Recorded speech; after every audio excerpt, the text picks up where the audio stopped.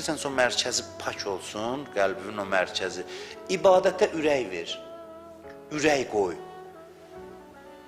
Ürək qoy. Ləzzətlə, bu bir ay. Ləzzətlə, orucla keyf elə də, bax, orucla ləzzət elə.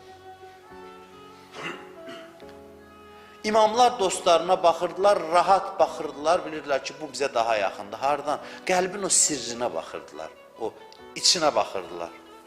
Dillə də deyirdilər, filan kəs biz əhl-i beytdəndir. Axı, mən də sənə ağa bağlıyam, mən də səni sevirəm, düzdür. Sən ürək verməmsən bizə, bu ürək qoyub, ürək verib.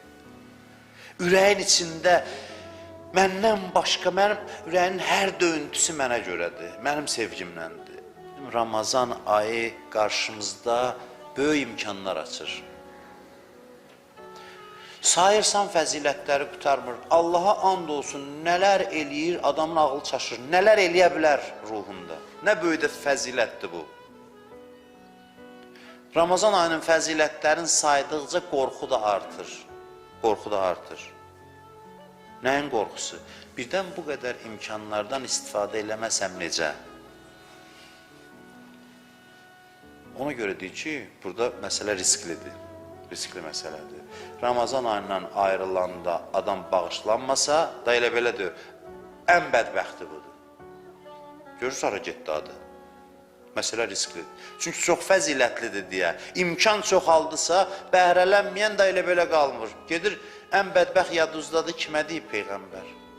İbn-i Mülcəmə, Həzrət Əlinin qatilinə. Ümmətin bədbəxti səni öldürər.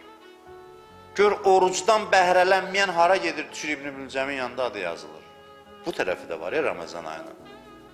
Elə ancaq ki, Rəbbimiz bizi sevir, Rəbbimiz Ramazan ayını filan qərar. Bunlar yaxşıdır, amma imkanların yanında təhdidlər də var. İmkanlardan bəhrələnməməyin riski də var. Tənəzzül eləməyi də var.